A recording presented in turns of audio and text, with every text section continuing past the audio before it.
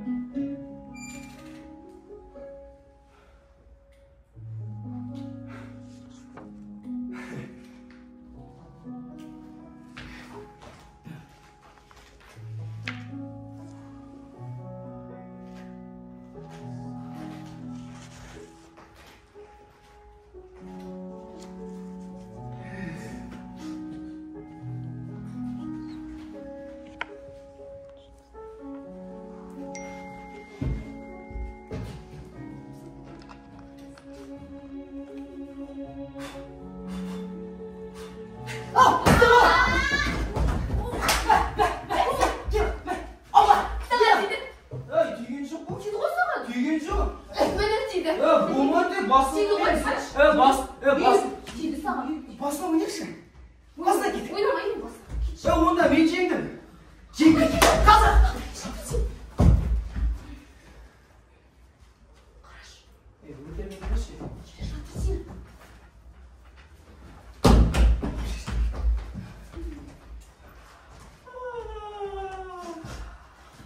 Сәлеметсіңдер ме?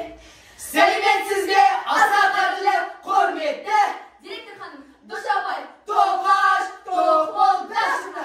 Директор ханым Душабай, директор ханым Душабай. Бірге, екіге саналынды. Бірінші! Екінші, үшінші санақ аяқтал. Бірге, екіге саналындар. Бірінші! Екінші санақ аяқтал. Ей, бірге, екіге саналсаңдар. Бірінші! Бірінші. Санақ аяқталды. Дене шынықтыру пәнін бұл мектепте ешкімде пән сынағына қосып көрген емес. Одан кім көрген сабақ беруші? Басқа пәнді оқытуға қабілеті жетпейтін түмшелер дене шынықтыру сабағын оқытады. Түмшенің сабақ беру тәсілі, мәселен, мына тәрізді. Направо. Кругом. Шагом марш. Балаларды есік алдындағы тақырға алып шығады да сапқа тұрысады. Сонан соң малын түгендеген бақташыдай бір егдегі санатады. Санап болғаннан соң мәне стоп, шагом марш, солай. Оң аяқтан бөліп алып, жеңкақтаған сол аяқтар жерден екесе биік көтеріліп, жерде екілене тебеді. Қалақырдың шаңы қолқаны қыма бастайды. Бұдан кейін направо, налево деп әрлі-берлі және біраз сатылатып жүргізеді. Сабақтың жарым жартысы осымен өтеді. Қалған жартысында балалардың өз қалауы бойынша мысық қашқан, немесе ақсерек пен көксерек тәрізді ойындардың бірін ойнатады да таратады. Осы сабақ 1-ші класста да, 7-ші класста да дәл осы қалпына айнымай өткізіледі. Түмшенің бітіретіні осы ғана. Осымен сабақ өткіздім ат қылып, жала қалып жүрелі. Өйткені жылдар бойы қалыптасқан тәртіп дәстүр солай.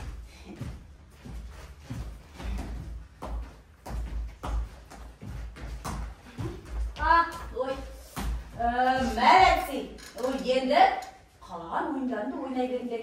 Мен түспеп, önde шайға көп. Директор болу оңай. Осы мектеп мен болмасам қирайтын шығара. Тірлік дейтін бітпейді. Виктор? Командир Николай Трофимович, здравия желаю. Николай Трофимович, менің спортқа махаббатымды оятқан алғашқы бапкерім.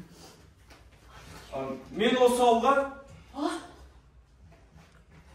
ауылға дене шынықтыру пәнін сабақ беруге келдім. Дене шынықтыру! Командир.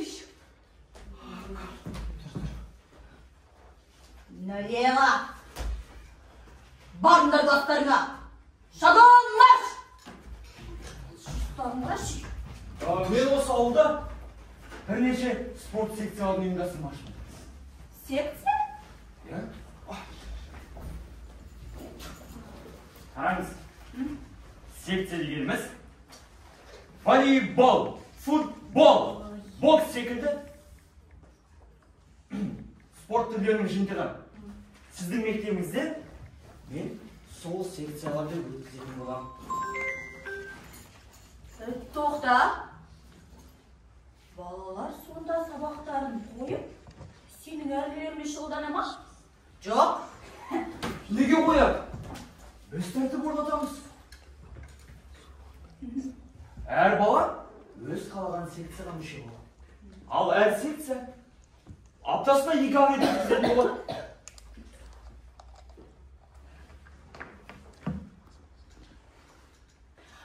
Сонда бұл жұмыстардың бәрімен сен өзің шұғылданасың ба?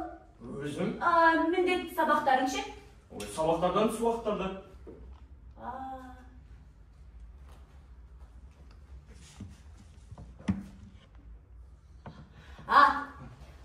Сонда бұл үшін мен саған ақшаны қайдан алып төлеймін ма? Жоқ. Бұл жұмыстар үшін мен ақша сұрамаймын. Ол менің міндетім. Жарайды. Жақсы. Жақсы. Айтпақшы, мұнан ескертіп қояйын.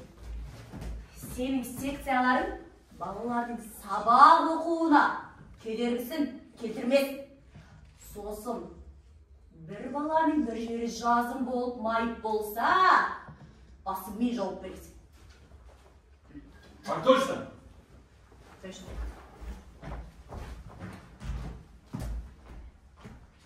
Точно дейді ғой. Ой. Табыр. Ей. Осы қазақсына орысты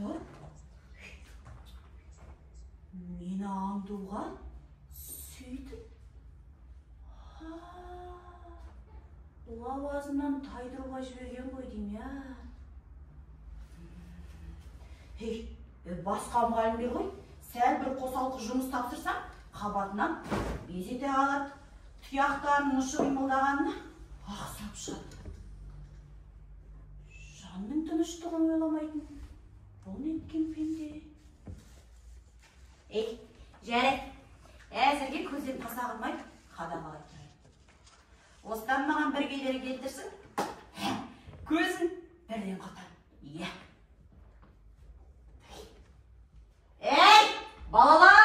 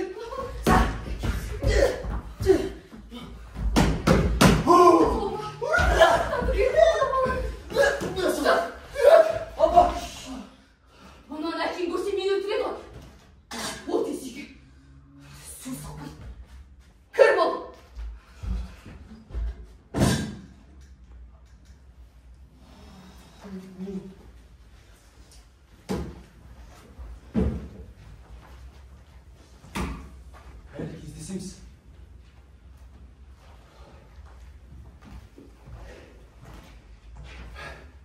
Басында спортқа келіп түбегейлі қарсы болатын. Себебі ол менің қиналғанымды, шаршағанымды көргісі келмеді. Ал анам болса, керісінше, спорттың арқасында менің жас әдеттерімді көп байқады. Әсіресе тәбетіме таңғала қарады. Апа! Тамақ бар ма, апа?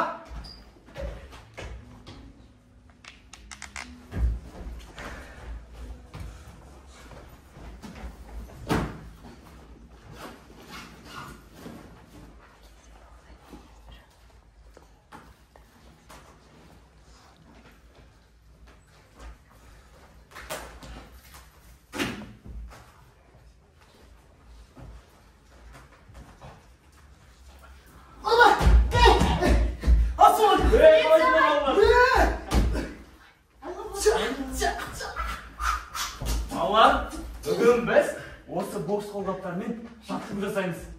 Ағай!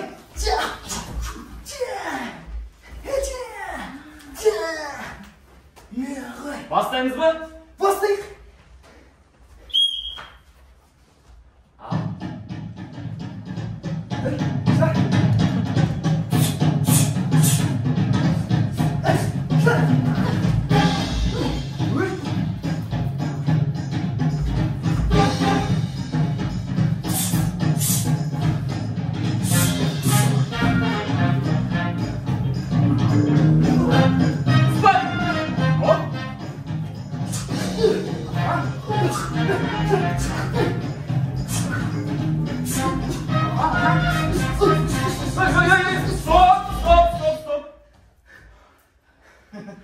Жарайсыңдар балалар.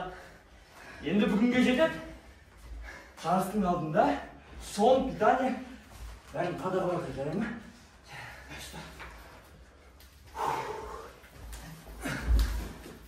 Ағай, не жарысқа қатысам ба? Шынар, осы жолы садық қатысын. Ал сен келесі жолы міндетті түрде қатысасың. Сонда садық кімге төбелесің? Садық Сүлейменмен төбелеседі. Сен ұнайма, Садықты қолдауға кел.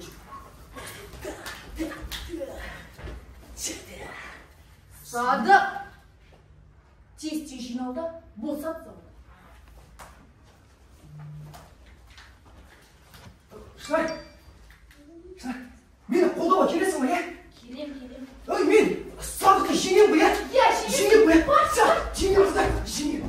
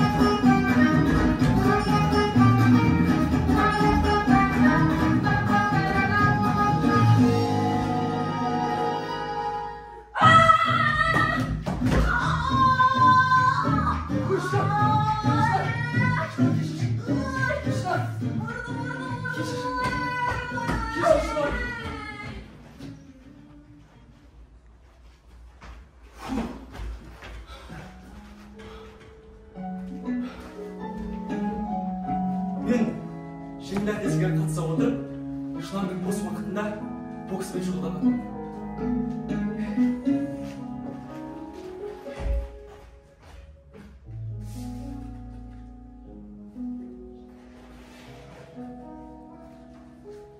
Дәл осы күні Николай Трофимович балаларға бокс қолғаптарын тартып берген болатын.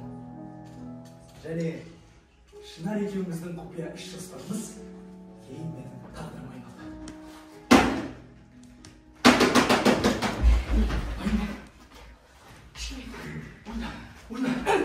We will rock you.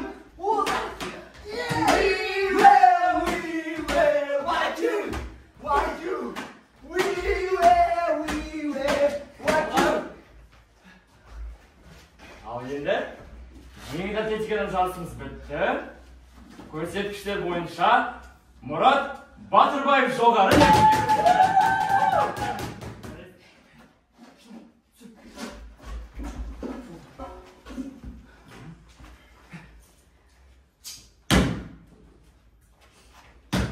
Тағы да дұрысталшы.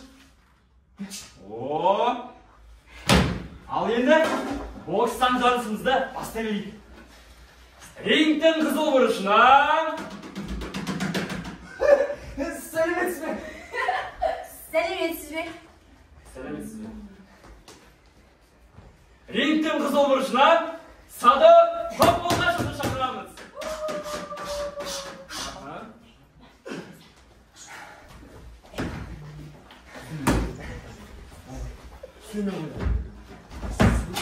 Ағай, Сүлеймен келген жоқ. Ауырып қалды.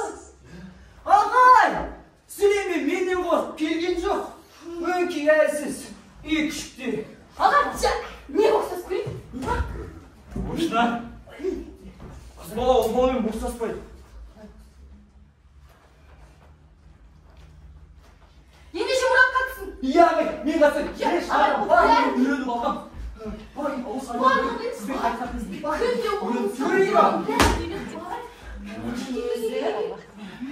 Түймелес. Жарайды. Ауысып қой. Дайынсыңдар ма? Дайынбыз.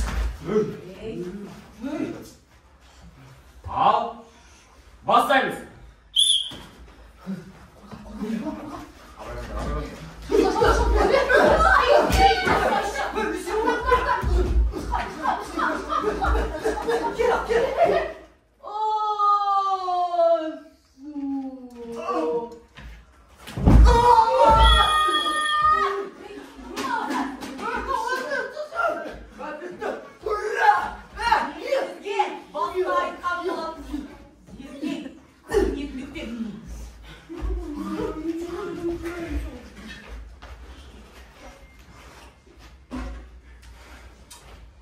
Мұрат, жарайсың.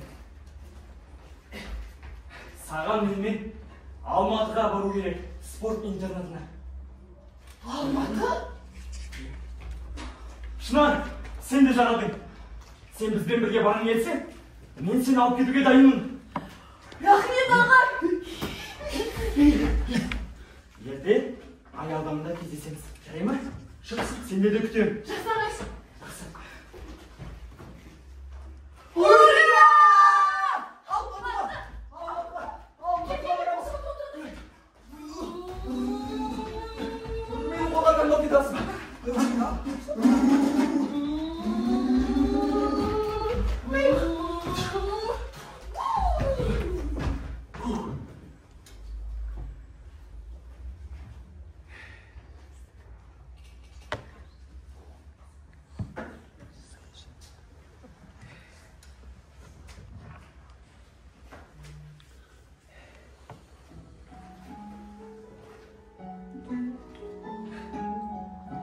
Осылайша Нарынқұл ауылының үй күшігі Алматыға спорт интернатқа түсті. Интернаттың ашысы мен тұшысын басынан өткерді. Николай Трофимовичтің арқасында Қазақстанның атынан халықаралық біріншілік жарысқа аттанып чемпион атанды.